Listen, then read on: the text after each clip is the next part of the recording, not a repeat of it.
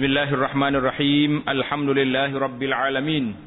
Wassalatu wassalamu ala rasulil amin nabiyyina Muhammadin wa ala alihi wa sahbihi ajma'in wa ba'd. Mengajar pelajaran kita dalam kitab Penawar Bagi Hati.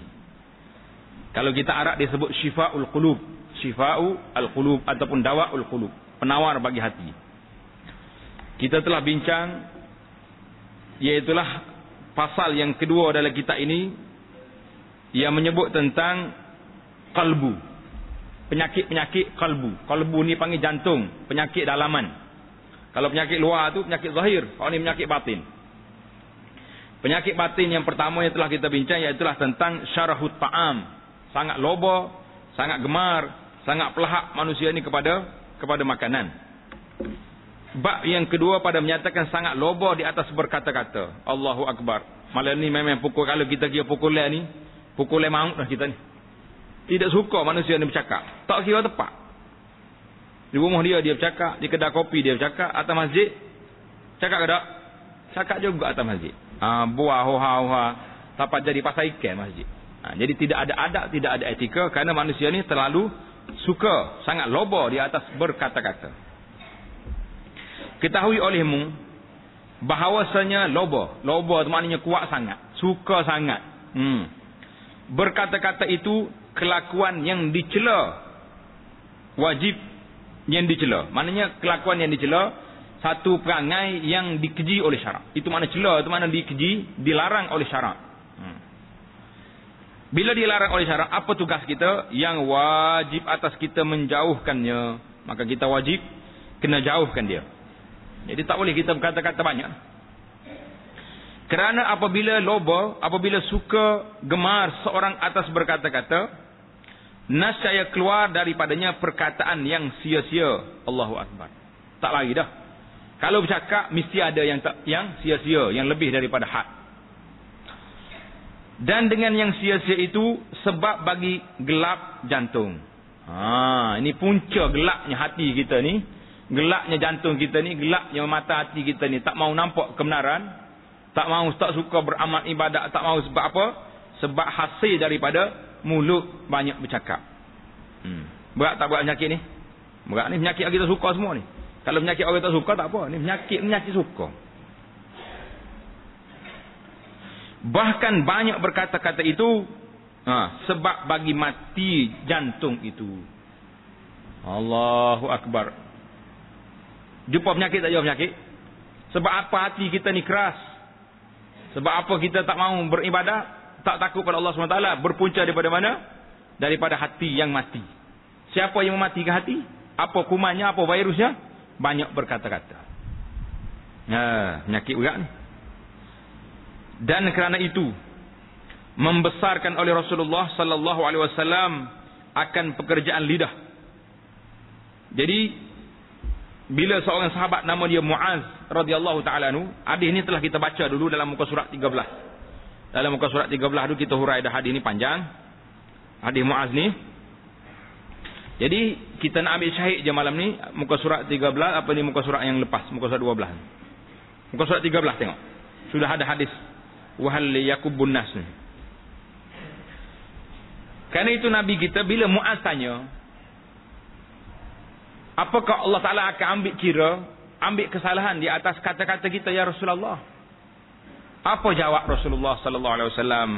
Nabi kata wahal yakubun nas ala wujuhihim au manakhirihim illa hasaidu alsinatihim. Allahu Akbar. Artinya dan tiada menyembamkan akan manusia. Tidak dihempak manusia ni di atas hidungnya. Hidung mereka itu melainkan yang diketam. Maknanya yang diketam tu hasil daripada benih yang dituai oleh lidah mereka itu. Artinya perkataan mereka itulah yang menyebabkan hasil daripada kerja lidah tu.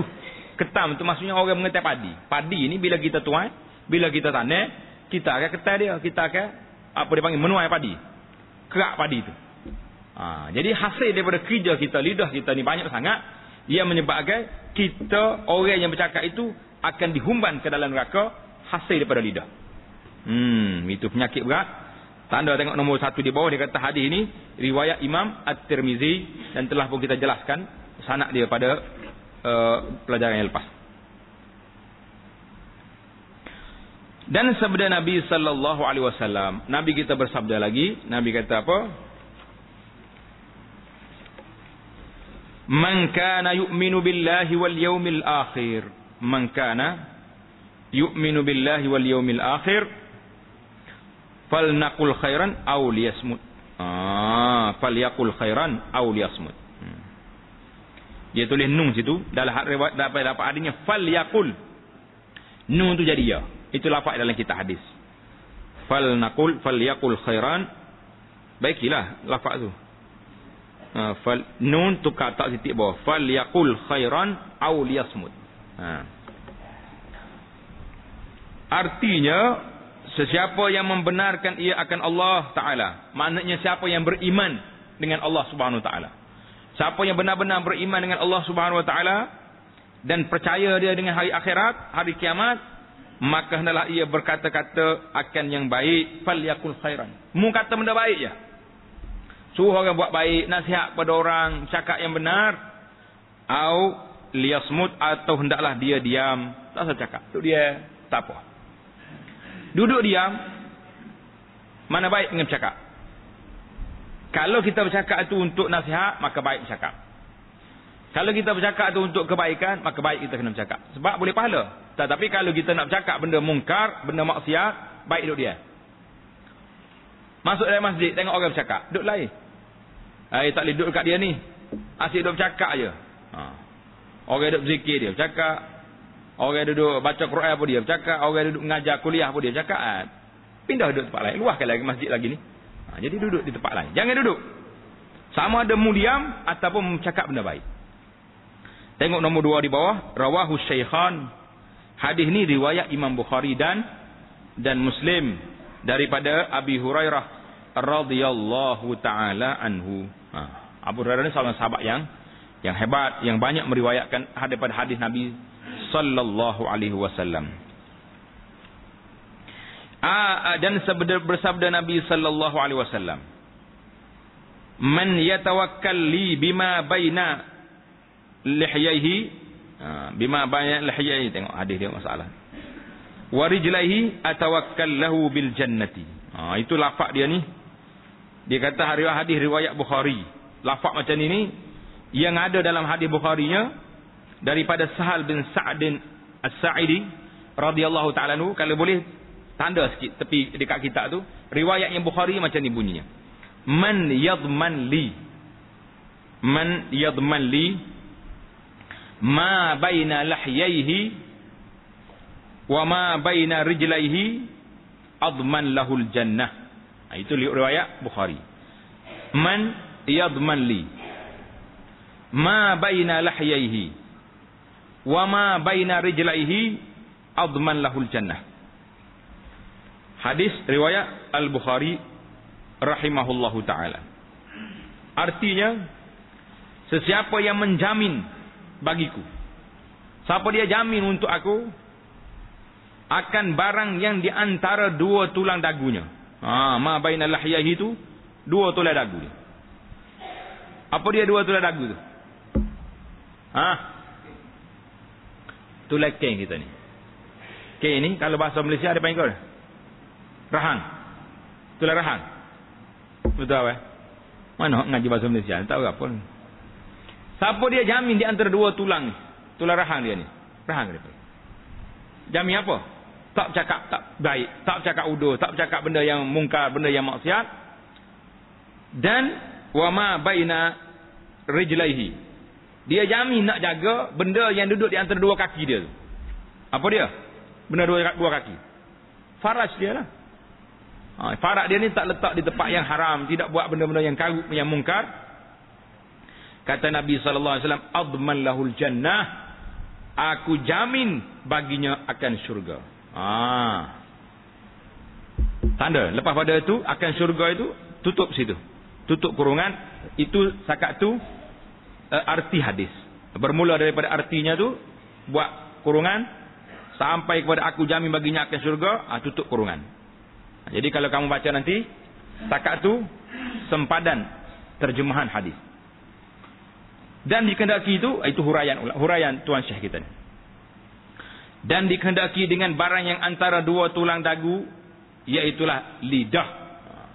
Dua tulang dagu ni lidah. Kalau mu jamin nak jaga lidahmu, dan dikehendaki dengan barang di antara dua kaki itu faraj, maluai kita ni. Orang boleh jaga dua ni. Kemaluannya tak letak di tempat yang haram. Lidahnya tidak bercakap benda-benda yang haram. Nabi janji nak beri apa kepada kita? Nak beri apa? Syurga. Adman lahul jannah, kata Nabi. Aku jamin orang dia boleh masuk syurga. Berat tak berat? Mana penyakit tu berat lah tu. Bila orang tak boleh jaga, tak boleh kawal dua penyakit ni, maknanya orang ni tidak ada jaminan untuk pergi ke syurga. Wal-iyazu billah. Dan ditanya akan Rasulullah sallallahu alaihi wasallam daripada yang lebih banyak barang yang masuk ia ke dalam api neraka. Orang tanya Nabi sallallahu alaihi wasallam, ya Rasulullah, apa benda ke yang boleh membawa orang ni ke neraka? Yang ramai orang masuk neraka dengan sebab dia. Maka jawab Nabi sallallahu alaihi wasallam, dua yang berlubang. Dua yang berlubang. Apa dia? Yang pertama mulut, yang keduanya faraj. Dia kata di sini, hadis ni riwayat Tirmizi. Dia tak bawa sanad, tak bawa apa ni, tak bawa lafaz ni.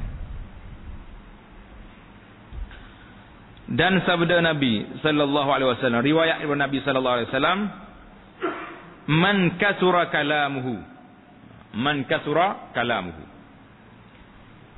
kasura saqtuhu, wa man kasura saqtuhu kasurat zunubuhu, wa man kasurat zunubuhu fannaru aula bihi. Allahu akbar. Berat ke tak berat?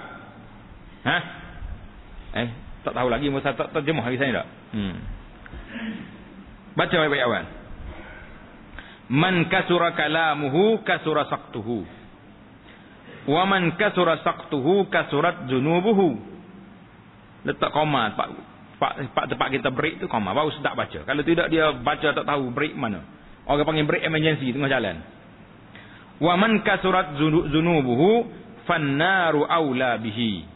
Artinya, barang siapa banyak perkataannya, nescaya banyaklah tersalahnya. Cakap banyak, banyaklah salahnya. Dan barang siapa banyak tersalahnya, nescaya banyak dosanya.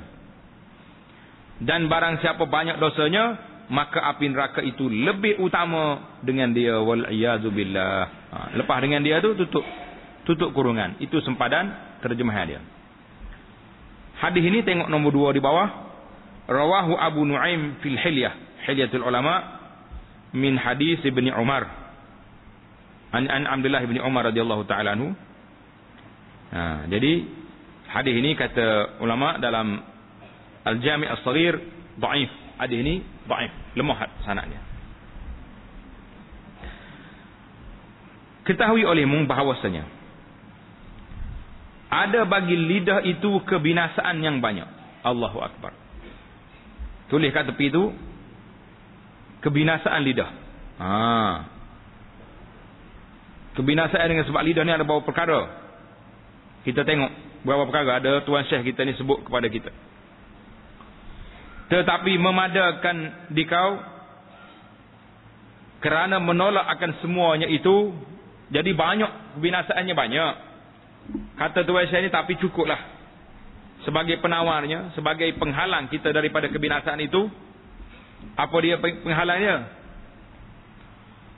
Kamu beramal dengan satu ayat daripada Al-Quran yang mulia, iaitulah firman Allah Ta'ala, a'udzubillahi minasyaitanirrajim, la khaira fi katsirin min najwahum illa man amara bi sadaqatin aw ma'rufin aw islahin bainan nas.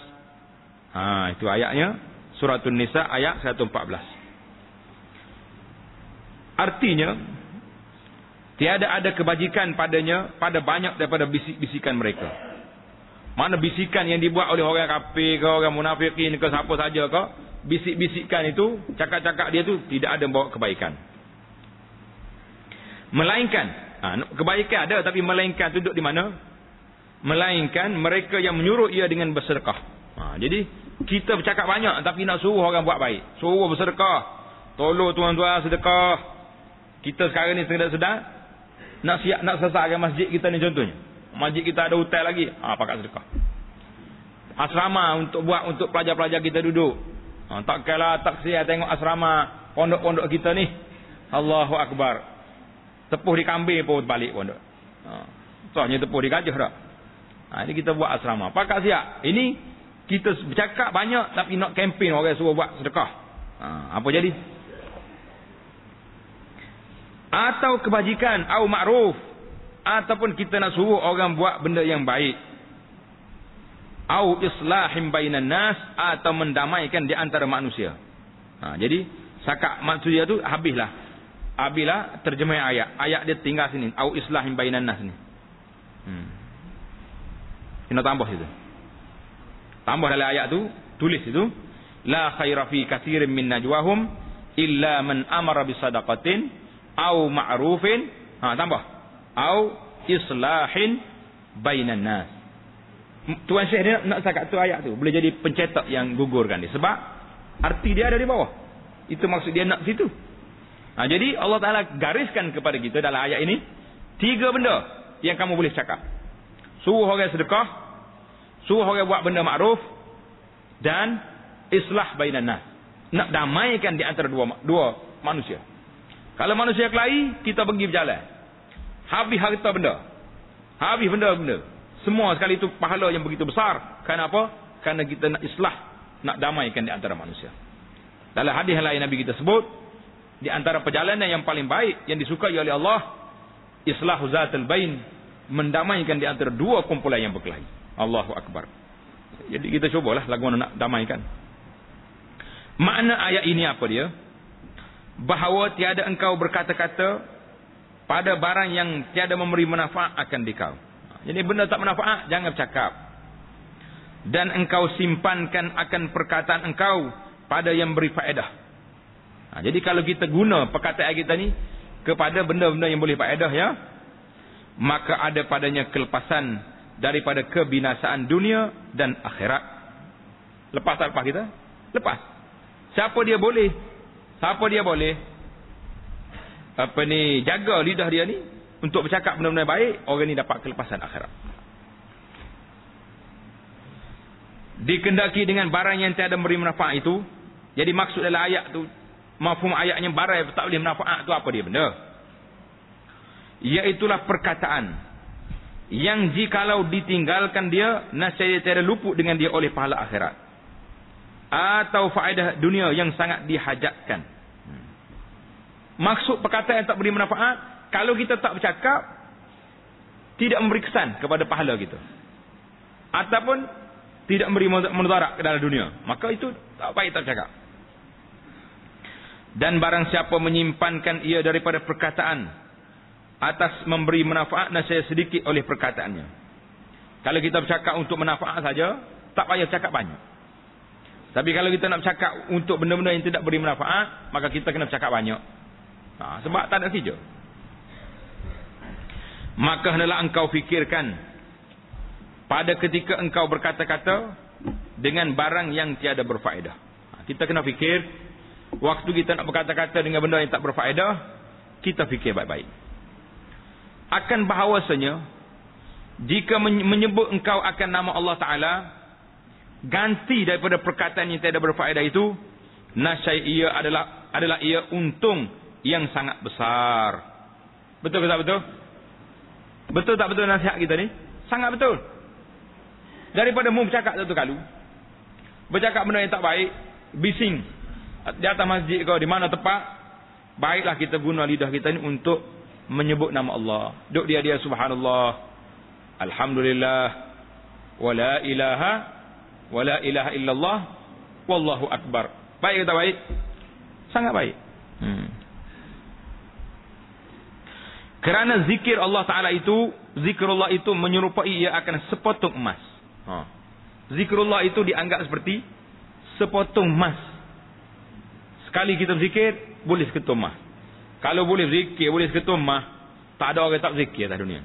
Betul tak? Boleh nasi wukuf ramai orang berzikir. Jangan kena pergi majlis zikir tu pasal ada jamu lepas ni. Penuh orang pergi. Dan perkataan yang tiada berfaedah itu menyerupai akan sepotong daripada tanah yang keras. Orang kerja tak faedah ni, seolah-olah dia duk kutip tanah kau. Masuk dalam gun ni tak belakang dia buat berat. Maka betapa suka orang yang berakal meninggalkan ketul emas dan mengambil ia akan ketul tanah yang keras itu. Suka ke macam ni? Abadan, sama sekali tak ada orang suka. Ini jika perkataan itu tiada ada padanya dosa. Jadi kalau kita bercakap yang tak ada dosa ni, bercakap perkataan yang harus, boleh kita bercakap. Buat cerita-cerita lama, cerita-cerita nostalgia orang panggil.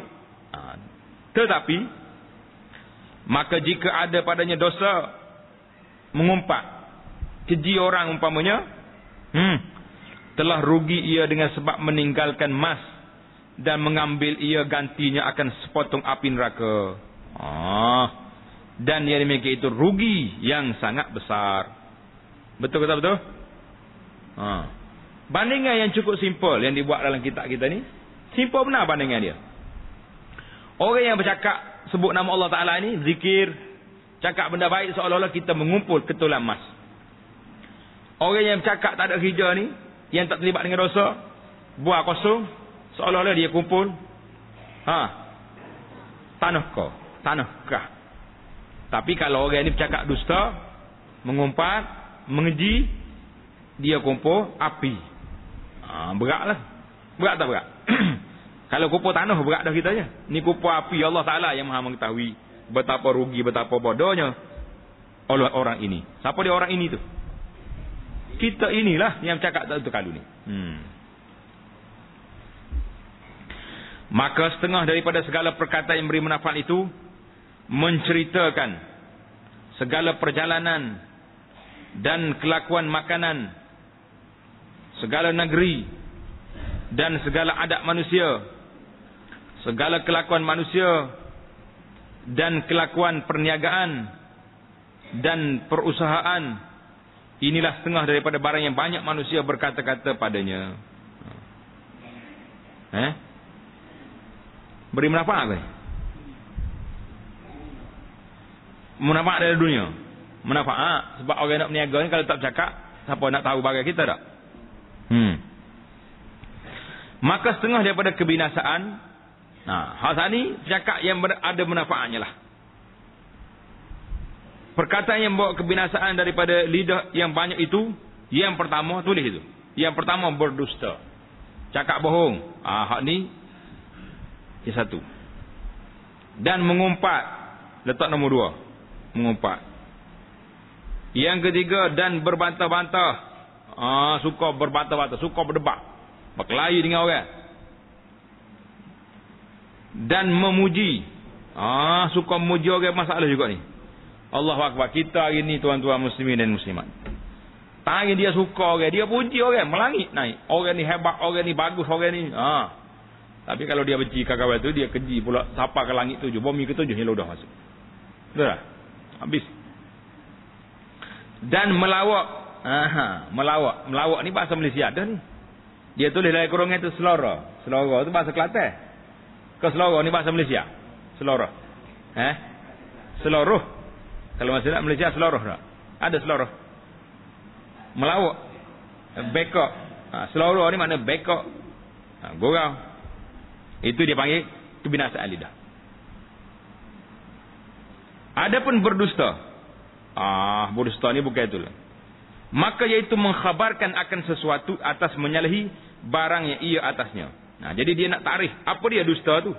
Jadi yang pertama, penyakit yang pertama dusta. Apa dia makna dusta? Tengok tarikh dia.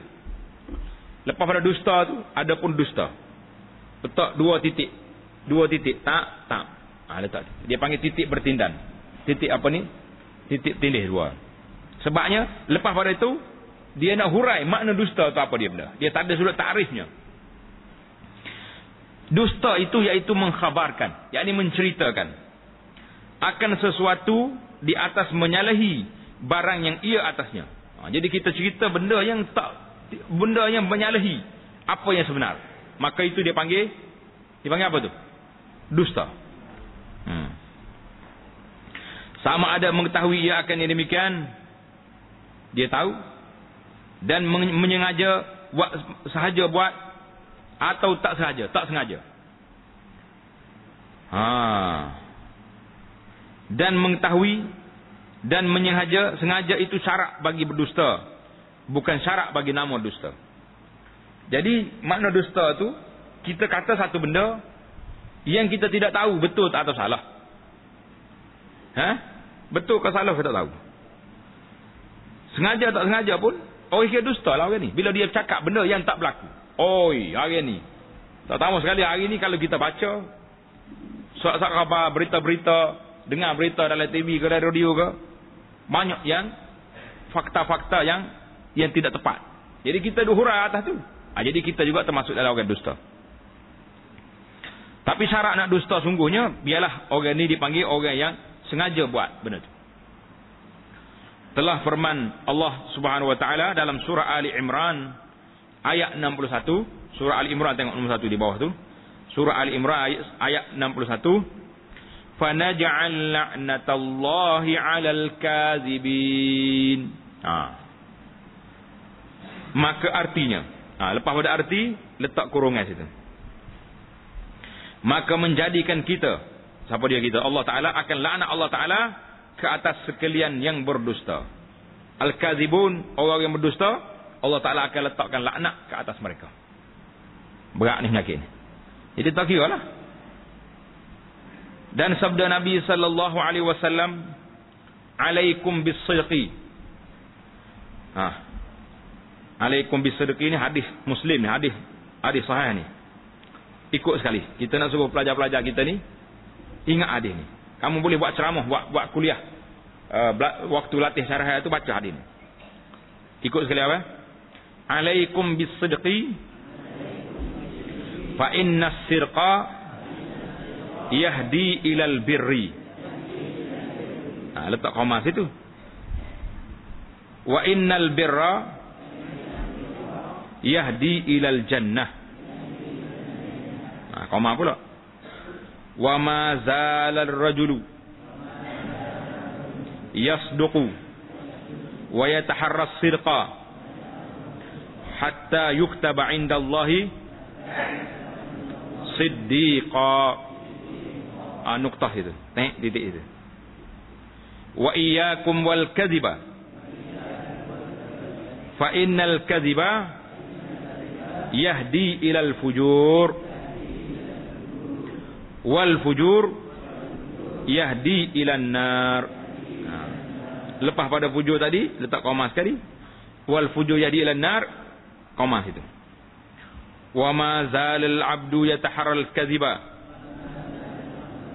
hatta yuktaba indallahi kazzaba. Tengok artinya, lazimkan oleh kamu akan benar. Maknanya kamu mesti cakap benar, jangan dusta. Lazimkan benar maknanya mesti kamu ni berlaku benar. Kerana benar itu menyampaikan ia kepada kebajikan. Fa innal sidqa yahdi ilal bir. Dengan kita cakap benar, dia akan bawa kita kepada kebaikan. Dan kebajikan itu menyampaikan ia kepada syurga. Dia bertali. Cakap benar, bawa kepada kebajikan. Kebajikan, bawa kita ke syurga.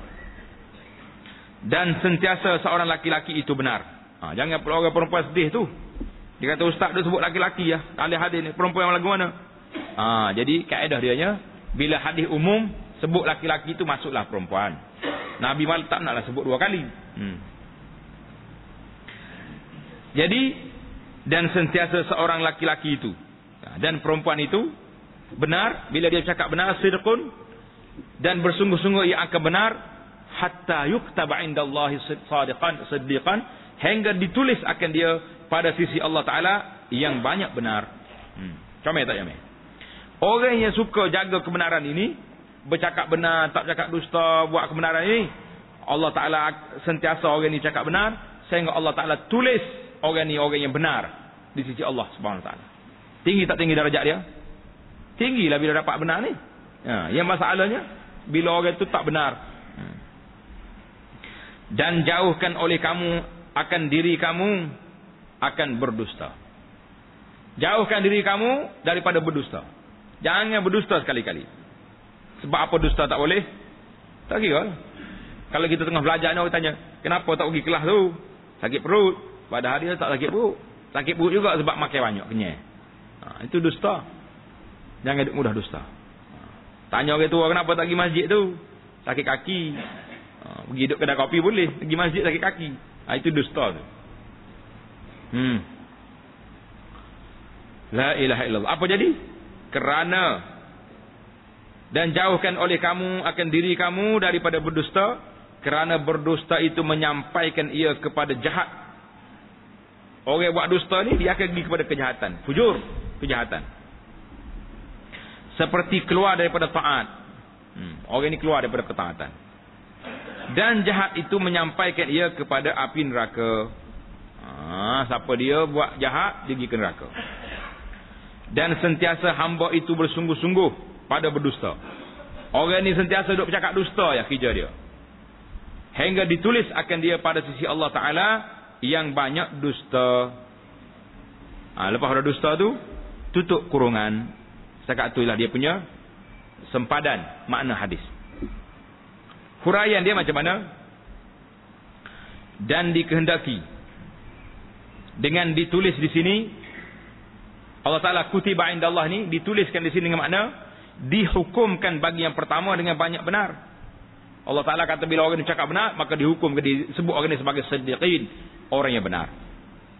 Minas sadiqin. Dan mendapat ia akan sifat dan pahala yang banyak benar. Jadi orang ni boleh sifat, boleh pahala benar. Dan dihukumkan bagi yang kedua. Siapa dia yang kedua? Orang yang banyak dusta. Dihukumkan bagi yang kedua dengan banyak berdusta. Dan mendapat ia akan sifat dan dosa yang banyak berdusta. Jadi orang yang banyak berdusta ni, itulah Allah Ta'ala tulis pendusta dia ni. Dan sabda Nabi sallallahu alaihi wasallam, iyyakum wal kadhiba, iyyakum wal kadhiba. Fa innal kadhiba mujanibun lil iman. Berat ni. Iyyakum wal kadhiba fa innal kadhiba mujanibun lil iman. Artinya, lepas pada arti tak kurungan. Jauhkan oleh kamu akan diri kamu dan takut oleh kamu akan dusta. Jadi jauhkan diri kamu daripada sifat dusta. Kerana berdusta itu menjauhkan ia akan iman. Maknanya orang bercakap dusta ni orang yang tidak beriman. Iman dia ada, tapi imannya lemah. Sebab apa iman dia lemah? Sebab dia dusta. Berat ke tak berat penyakit ni? Berat. Cuma dari sudut hadisnya, iyyakum wal kadhiba ni, hadis ini telah diriwayat oleh Imam Ahmad di dalam kitab Al-Musnad. Kitab dia, nama dia Musnad Imam Ahmad. Dengar cerita baik-baik. Suatu hari Sayyidina Abu Bakar As-Siddiq radhiyallahu ta'ala anhu bangun berkhutbah, berceramah. Fahamidallah wa asna alaih. Yang pertama sekali dia baca alhamdulillah dan dia puji Allah. Kemudian dia kata, ya ayuhan nas innakum taqra'una hazil ayah. Hei manusia, kamu semua baca ayat Quran ini. Ya ayyuhalladzina amanu alaikum anfusakum la yadurrukum man dhalla idza tadaitum. Hei orang-orang yang beriman, alaikum anfusakum, kamu jaga diri kamu. Tidak memberi mudarat pada kamu orang-orang yang sesat kalau kamu sudah beriman. Ini nasihat Sayyidina Abu Bakar. Jadi kata dia, wa innakum tad'unaha ala ghairi mawdi'iha. Kamu semua letak ayat ni bukan pada tempat dia. Karena aku dengar Rasulullah sallallahu alaihi wasallam bersabda. Jadi dia Abu Bakar riwayat. Innan nasa idza ra'aul munkar wala yughayyiruhu aw syakallahu an ya'ummahum bi'iqabihi. Abu Bakar kata, aku dengar Nabi kita bersabda, innan nas, sesungguhnya manusia itu apabila dia tengok kemungkaran, mereka tidak ubah kemungkaran. Kelih orang tak semaya, kita senyap. Tengok orang berjudi, kita senyap. Tengok orang hidup riba, kita senyap. Senyap belakang. Tak ada benda mungkar yang kita larang. Ausyakallahu an ya'ummahum bi'iqabihi, nasya Allah Ta'ala akan umumkan bala turun atas dunia ni dengan sebab kamu tak menjalankan tugas amar ma'ruf, tugas larang kemungkaran. Kemudian kata Sayyidina Abu Bakar, ya ayuhan nas iyyakum wal kadhiba fa innal kadhiba mujanibun lil iman.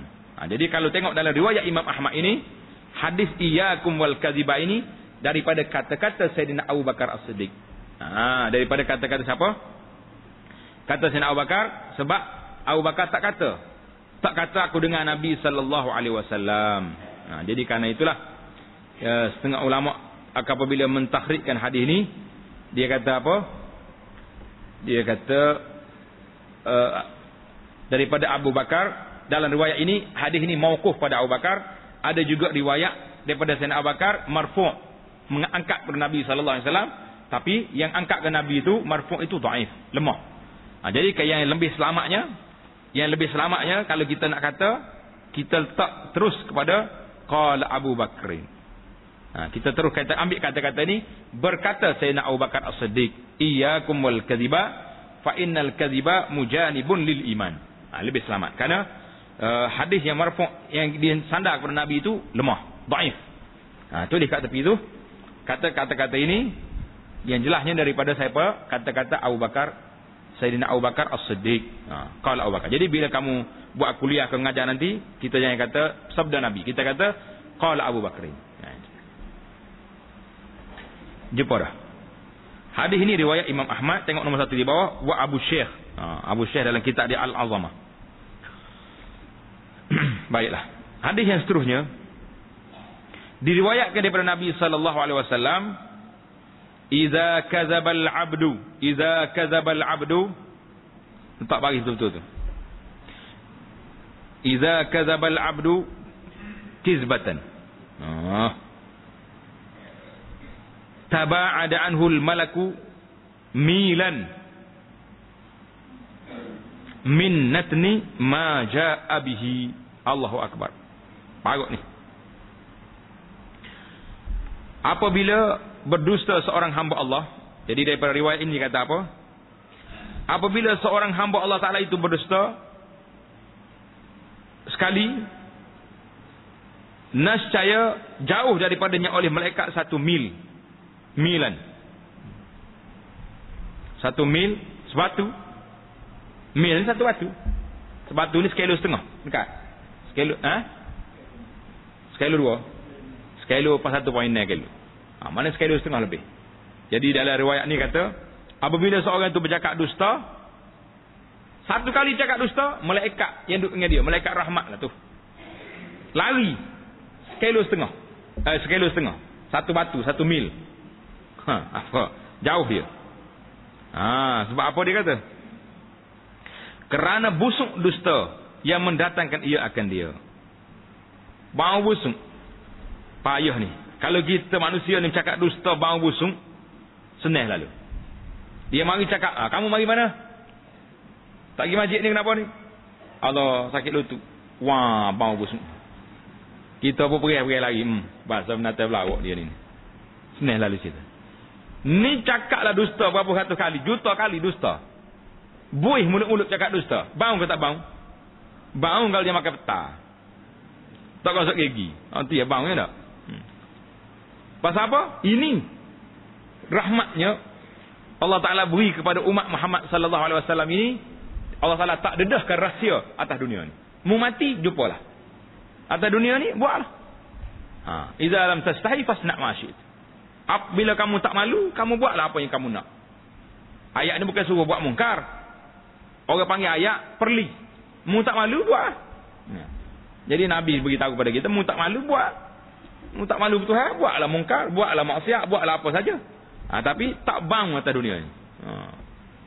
Dalam kitab ni kata, siapa dia cakap dusta, malaikat rahmatnya lari 1 mil sekilo setengah batu. Satu batu. 1 kilometer setengah. Lari kerana bau busuk dusta. Malaikat bang, orang tak bang. Ya, tanda kat situ nombor 2 di bawah. Nombor 1 di bawah. Ke nombor 2 dah. Nombor 2. Hadis ini iza taba'ada al-'abdu ni. Iza kadzibal 'abdu.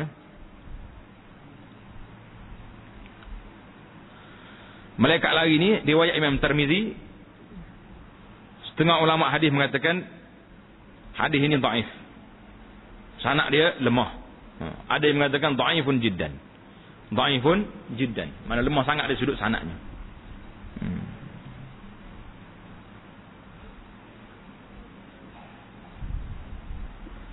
Ketahui olehmu. Kita tengok lagi. Ketahui olehmu bahawasanya berdusta itu haram, melainkan kerana sangat berhajat kepadanya. Siapa cakap dusta, haram. Kecuali sangat berhajat kepadanya. Jadi huraian kita malam ni, dalam kuliah kita pada kali ini, iaitulah tentang penyakit-penyakit kebinasaan lidah. Yang pertamanya, dusta. Cakap dusta. Kecuali kerana hajat. Apa dia hajat tu? Seperti berdusta pada peperangan. Kita dalam perang, mestilah kita kena cakap dusta, nak tipu musuh kita. Jangan tipu orang Islam, jangan tipu musuh. Kamu ni sebagaimana berlaku pada satu cerita, seorang sahabat nama dia Nu'aim bin Mas'ud As-Saqafi. Nu'aim bin Mas'ud dalam peperangan Uhud, dalam peperangan Ahzab. Dalam peperangan Ahzab, seorang sahabat nama dia Nu'aim bin Mas'ud radhiyallahu ta'ala anhu, dia ni masuk Islam secara senyap, sembunyi. Orang tengah kepung Madinah ni, 10,000 tentera mai kepung Madinah. Nu'aim ni datang jumpa Nabi SAW, dia tanya, ya Rasulullah, apa peranan saya?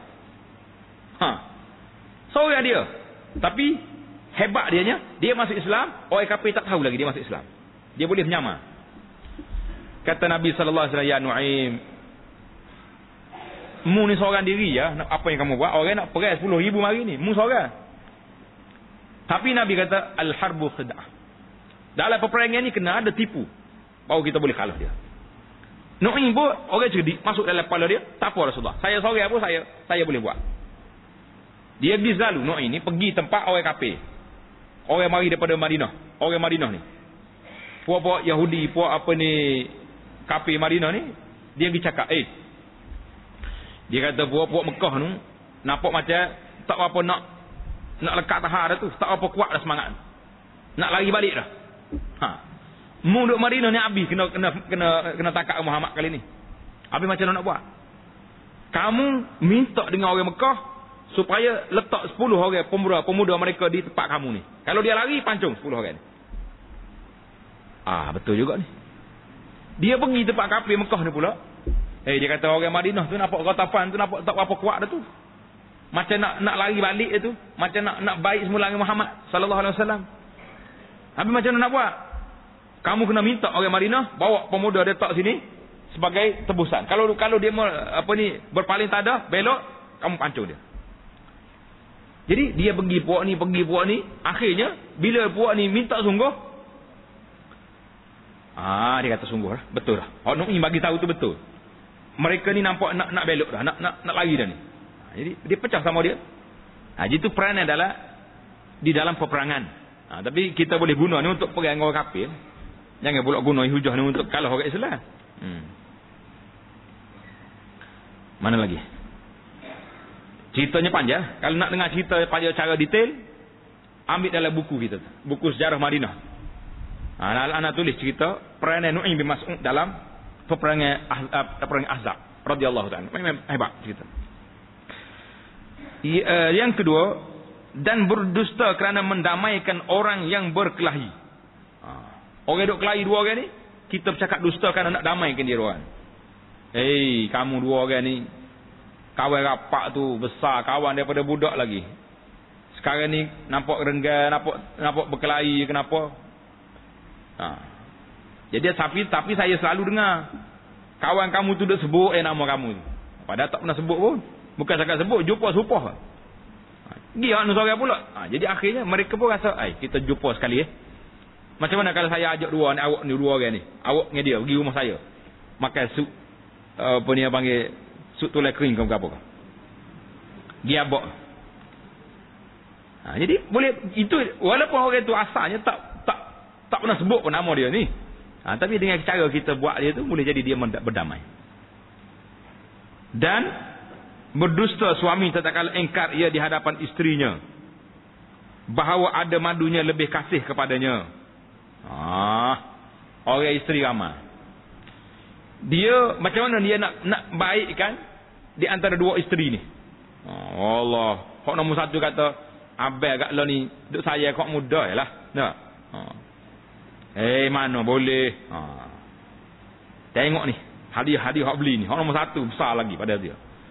Tapi besar kotak ya hak nombor satu tu. Hak nombor model kecil tapi bagi mahal dah. Contohnya, pandailah dia nya besar tengok. Kotak beli hak mana dia kecil-kecil ah. Itu tapi kalau dusta cakap belawak tak boleh. Warna tu sibuk tu. 2 hari tak balik lagi mesyuarat. Ada semacam mesyuarat. Bila tanya mana suami ni, mesyuarat. Mana? Kuala Lumpur. Padahal duduk rumah bini nombor 2 sebelah tu ya. Ini dipanggil dusta ni. Ini bukan nak mendamaikan. Ini memang dusta. Jarang orang selamat lah. Orang hak kahwin lebih pada satu ni jarang selamat tak kacak dusta. Ada lah tu nak macam mana. Itu oleh dia hebat sungguh. Jangan cara orang marah demo. Selamatkan diri kamu. Dan apabila harus berdusta, maka yang lebih baik bahawa memakai ia akan tauriah. Letak bagi.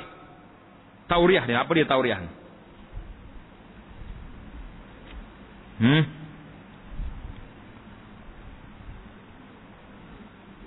Jumpa tauriah. Tak bagi. Tauriah. Iaitu menyebut ia akan perkataan yang ada baginya 2 makna. Yang satu makna yang hampir yang dekat dan satu makna yang jauh. Maka menghendaki ia akan makna yang jauh itu. Jadi kita guna perkataan tauriah. Apa makna tauriah? Orang panggil perkataan mengandungi 2-3 makna. Macam Nabi SAW dalam peperangan Badar. Kan dia jumpa orang tua seorang tengah jalan. Nabi kata, Nabi nak tanya, ada ke tidak buat Quraisy mari tu? Hai, dia kata, mu siapa? Orang tua ni tanya Nabi, kamu siapa? Nabi kata, saya dulu ke tanya awak. Apa awak tanya pula? Jawab soalan saya tu. Cerdik Nabi. Dia pun jawab soalan Nabi. Sudah dia jawab, dia tanya, man antum? Siapa pula kamu ni?